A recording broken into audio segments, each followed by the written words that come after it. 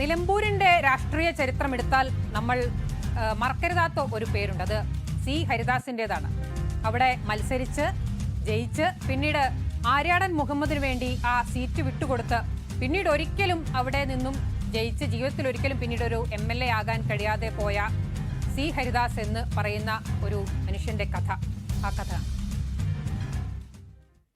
കേരള രാഷ്ട്രീയത്തിലെ അപൂർവങ്ങളിൽ അപൂർവമായ ചരിത്രത്തിനായിരുന്നു 1980 സാക്ഷ്യം വഹിച്ചത്. ഇന്ന് കാണുന്നത് പോലെയോ അതിനു മുൻപ് കാണാതിരുന്നതുമായ രാഷ്ട്രീയ മുന്നണി സംവിധാനം തെരഞ്ഞെടുപ്പിൽ ഏറ്റുമുട്ടി. അതുവരെ ശത്രുക്കളായിരുന്നവർ മിത്രങ്ങളായി, ഒന്നിച്ചു നടന്നവർ പരസ്പരം പോരടിച്ചു. ദേശീയ തലത്തിൽ കോൺഗ്രസിലുണ്ടായ പിളർപ്പിനെ തുടർന്ന് AK ആന്റണിയുടെ നേതൃത്വത്തിലുള്ള ഒരു വിഭാഗം ഇടതുമുന്നണിക്കൊപ്പം നിന്ന് തിരഞ്ഞെടുപ്പിനെ നേരിട്ടു. പൊന്നാനിയിൽ നിന്ന് ലോക്സഭയിലേക്ക് മത്സരിക്കാൻ ആര്യാടൻ മുഹമ്മദ് പത്രിക നൽകിയതിനു ശേഷമാണ് നിയമസഭാ തെരഞ്ഞെടുപ്പ് പ്രഖ്യാപിച്ചത്. അങ്ങനെ നിലമ്പൂർ മണ്ഡലത്തിൽ കോൺഗ്രസ് യുവിനായി മത്സരിക്കാൻ സി ഹരിദാസ് എന്ന പൊന്നാനിക്കാരനായ യുവ നേതാവ് എത്തി. ഞാനും ആര്യാടനും തമ്മിൽ കേട്ട സഹോദര ബന്ധമാണ്. ആര്യാടൻ എന്നോട് പറഞ്ഞു, ഹരി, ചിലപ്പോൾ നീ നിലമ്പൂർ മത്സരിക്കേണ്ടി വരും.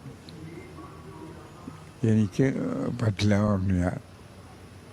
നീ അങ്ങനെ എല്ലാം ഒഴിഞ്ഞു മാറിയാൽ ശരിയാവില്ല, ഞാൻ പറയും പോലെ നീ മത്സരിക്കേണ്ടി വരും.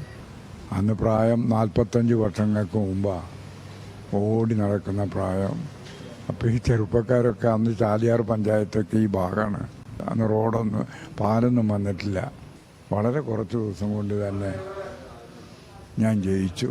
KSUവിലൂടെ രാഷ്ട്രീയ പ്രവർത്തനത്തിൽ സജീവമായിരുന്ന ഹരിദാസ് 6423 വോട്ടിന് കോൺഗ്രസിലെ TK ഹംസയെ തോൽപ്പിച്ച് നിയമസഭയിലെത്തി. എന്നാൽ MLA ആയി 10ാം ദിവസം പ്രിയപ്പെട്ട രാഷ്ട്രീയ സുഹൃത്തിനു വേണ്ടി ആ സ്ഥാനം രാജിവെക്കാൻ ഹരിദാസ് തയ്യാറായി. ലോക്സഭാ തെരഞ്ഞെടുപ്പിൽ പരാജയപ്പെട്ട ആര്യാടൻ മുഹമ്മദിനെ EK നയനാർ മന്ത്രിസഭയിൽ അംഗമാക്കിയിരുന്നു.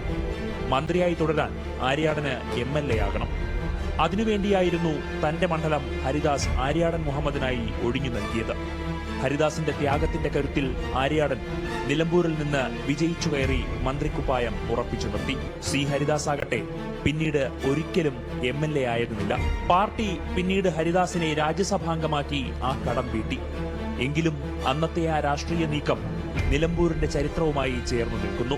നിലവിൽ KPCC അംഗവും INTUC സംസ്ഥാന വൈസ് പ്രസിഡന്റുമാണ് സി ഹരിദാസ്. കേരള രാഷ്ട്രീയത്തിൽ മറ്റാർക്കും അവകാശപ്പെടാനില്ലാത്ത ചരിത്രവും പേറി പ്രായം തളർത്താത്ത പോരാട്ടവീര്യവുമായി 85ാം വയസ്സിലും നിലമ്പൂരിന്റെ സ്വന്തം ഹരിയേട്ടൻ രാഷ്ട്രീയ പ്രവർത്തനത്തിൽ സജീവമാണ്. VS Ananthu, Doordarshan news, Nilambur.